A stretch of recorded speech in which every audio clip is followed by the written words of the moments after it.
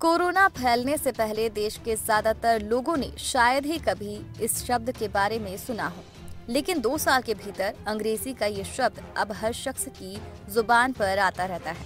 पहली दूसरे के बाद अब कोरोना की तीसरी लहर आ चुकी है। कोरोना केसेस बढ़ने लगे हैं, मौतें हो रही हैं। तो दिल्ली, यूपी समेत कई राज्यों में चर्चा हो रही है कि क्या लॉकडाउन लगाया जाना चाहिए। दरअसल नाइट कर्फ्यू का असर कम हो रहा है। दिल्ली में नाइट कर्फ्यू के बाद भी जब संक्रमण की रफ्तार नहीं घटी तो वीकेंड कर्फ्यू का फैसला किया गया। तमिलनाडु सरकार ने तो रविवार को एक दिन के लिए संपूर्ण लॉकडाउन लगा दिया था।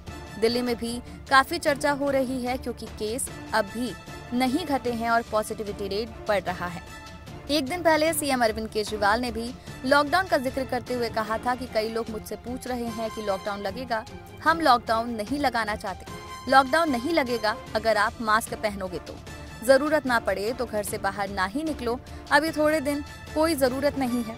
डीडीएमए की आज बैठक में पाबंदियां बढ़ाने पर फैसला हुआ, पर लॉकडाउन अभी नहीं लगेगा। लॉकडाउन लगना चाहिए या नहीं लगना चाहिए, इस सवाल पर आईआईटी कानपुर के मैथमेटिक्स और कंप्यूटर साइंस के प्रोफेसर मणिंद्र अग्रवाल साफ कहते हैं कि इसका असर तो पड़ता है, लेकिन मौजूदा हालात को समझना जरूरी है। सूत्र मॉडल से कोरोना की लहर और पीक का अनुमान लगाने वाले एक्सपर्ट्स ने कहा, कोरोना की तीसरी लहर का पीक मुंबई और दिल्ली में जनवरी के मध्य में आ सकता है। देश भर में अगले महीने की शुरुआत तक पीक आ सकता है। लॉकडाउन हो या नहीं, मणिंद्र अग्रवाल ने कहा, पहली लहर के समय सख्त लॉकडाउन ने संक्रमण की रफ्तार रोक दी थी। दूसरी लहर के दौरान अलग अलग राज्यों ने अलग अलग रणनीतियां अपनाई।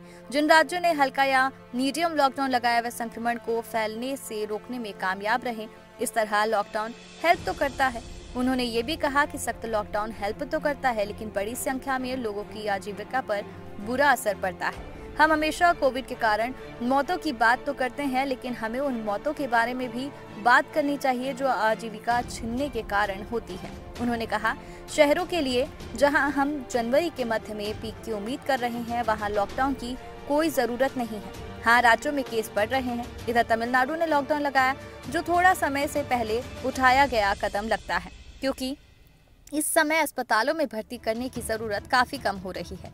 उन्होंने स्पष्ट कहा है कि लॉकडाउन रणनीति कुछ इस तरह होनी चाहिए कि अगर हमारे अस्पतालों या मेडिकल सिस्टम पर बोझ नहीं बढ़ रहा है तो इससे बचें। हमें पूरी आबादी को देखना है। वैसे भी पहली लहर में लोगों के शहरों से पलायन, नौकरी छूटने जैसे घटनाक्रम से सबक लेते हुए केंद्र सरकार ने दूसरी लहर में से नहीं लगाया। स्थानीय स्तर पर जरूर कंटेनमेंट जोन और पाबंदियां लगाई गई, जो तीसरी लहर में भी दिखाई दे रही है। कोरोना और वैक्सीनेशन से जुड़ी जानकारी के लिए हमारे चैनल को सब्सक्राइब कर लीजिए।